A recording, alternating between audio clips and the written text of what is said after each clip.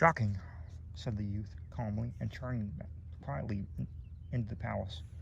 From this date a marked alteration took place in the outward demeanor of the dissolute young Baron Frederick von Metzengerstein. Indeed, his behavior, disappointed with every expectation, and proved little in accordance with the views of many a maneuvering mamma, while his habits and manner, still less than formerly, offered anything congenial with those of the neighboring aristocracy. He was never to be seen beyond the limits of his own domain, and in his wide and social world was utterly companionless, unless indeed that unnatural, impetuous, and fiery-colored horse, which he henceforth continually bestrode, had any mysterious right to the title of his friend. Numerous invitations on the part of the neighborhood for a long time, however, periodically came in. Will the Baron honor our festivals with his presence? Will the Baron join us in a hunting of the boar? Metzengerstein does not hunt. Metzengerstein will not attend, were the haughty and laconic answers.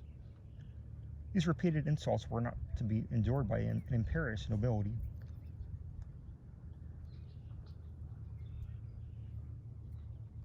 Such invitations became less cordial, less frequent, in time they ceased altogether. The widow of the unfortunate Count Berlifitzing was even heard to express a hope, quote, that the Baron might be at home when he did not wish to be at home, since he disdained the company of his equals, and ride when he did not wish to ride, since he preferred the society of a horse, unquote. This, to be sure, was a very silly explosion of the hereditary pique, and very merely proved how singularly unmeaning our sayings are apt to become when we desire to be unusually energetic. The charitable, nevertheless, attributed the alteration in the conduct of the young nobleman to the natural sorrow of his son for the untimely loss of his parents, forgetting, however, his atrocious and reckless behavior during the short period immediately succeeding that bereavement. Some there were, indeed, who suggested a too haughty an idea of self-consequence and dignity. Others, indeed, among whom may be mentioned the family physician, did not hesitate in speaking of morbid melancholy and hereditary ill health, while dark hints of a more equivocal nature were current among the multitude. Indeed, the Baron's perverse attachment to his lately acquired charger, an attachment which seemed to attain new strength from every fresh example of the animal's ferocious and demon-like propensities, at length became, in the eyes of all reasonable men, a hideous and unnatural fervor. In the glare of noon, at the dead hour of night, in sickness or in health, in calm or in tempest, the young Metzengerstein seemed riveted by that saddle of that colossal horse, whose intractable audacities were so well accorded with his own spirit. There were circumstances, moreover, which, coupled with late events, gave an unearthly and portentous character to the mania of the rider and to the capabilities of the steed. The space passed over in a single leap had been accurately measured and was found to exceed, by an astounding difference, the wildest expectations of the most imaginative. The Baron, besides, had no particular name for the animal, although all the rest in his collection were distinguished by characteristic appellations.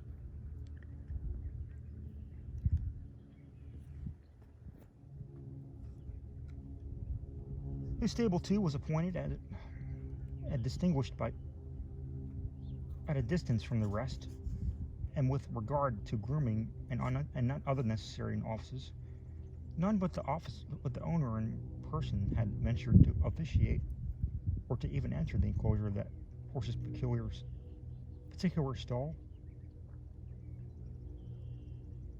It was also to be observed that although the three grooms who had caught the steed as he fled from the conflagration at Berlifitzing had succeeded in arresting his course by means of a chain bridle and noose, and yet not one of the three could with any certainty affirm that he had, during that dangerous struggle, or any period thereafter, actually placed his hand upon the body of the beast. Instances of peculiar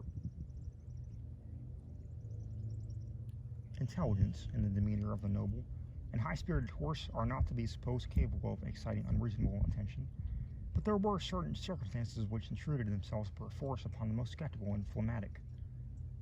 And it is said that there were times when the animal caused the gaping crowd who stood around to recoil in horror from the deep and impressive meaning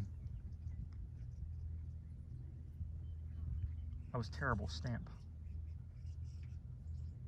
Times when the young Metzengerstein turned pale and shrunk away from the rapid and searching expression of his human-looking eye. Among all the retinue of the Baron, however, none were found to doubt the ardor of that extraordinary affection which existed on the part of the young nobleman for the fiery qualities of his horse, at least none but an insignificant and misshapen little page, whose deformities were in everybody's way, and whose opinions were of the least possible importance. He, if any ideas are worth mentioning at all, had the effrontery to assert that his master never vaulted into the saddle without an unaccountable and almost imperceptible shudder, and that upon his return from every long-continued and habitual ride, an expression of triumphant malignity distorted every muscle in his countenance.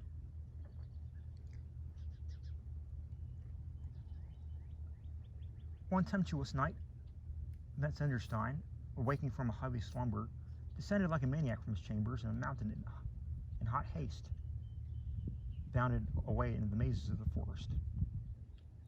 An occurrence so common attracted no particular attention, but his return was looked for with intense anxiety on the part of his domestics. When after some hours' absence, the stupendous and magnificent battlements of the Palace Metzengerstein were discovered crackling and rocking to the very foundation, under the influence of a dense and livid mass of ungovernable fire. As the flames, when first seen, had already been made so terrible a progress that all efforts to save any portion of the building were evidently futile,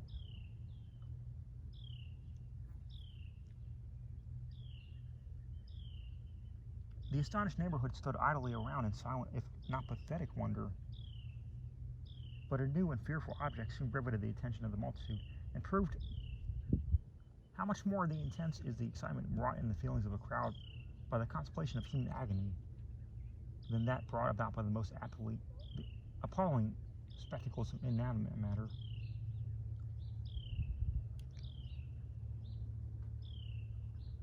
Upon the long avenue of aged oaks which led from the forest to the main entrance of the Palace Metzengerstein, a steed bearing an unbonded and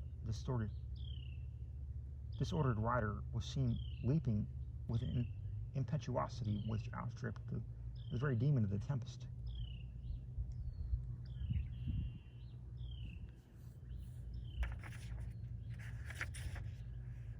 The career of the horseman was indisputably on his own part uncontrollable. The agony of his countenance, the convulsive struggle of his frame, gave evidence of superhuman exertion, but no sound, save a solitary shriek, escaped from his lacerated lips, which were bitten through and through in the intensity of terror. One instant, and the clattering of hoofs resounded sharply and shrilly, clearing above the roaring of the flames and the shrieking of the winds, and another, and clearly at the single plunge of the gateway and the moat. The steed bounded far up the tottering staircases of the palace, and with its rider disappeared amid the whirlwind of chaotic fire.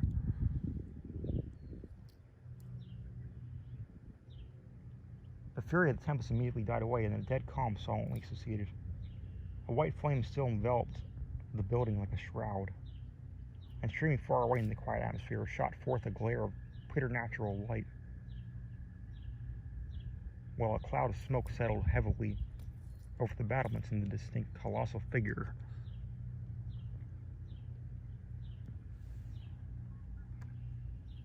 of a horse.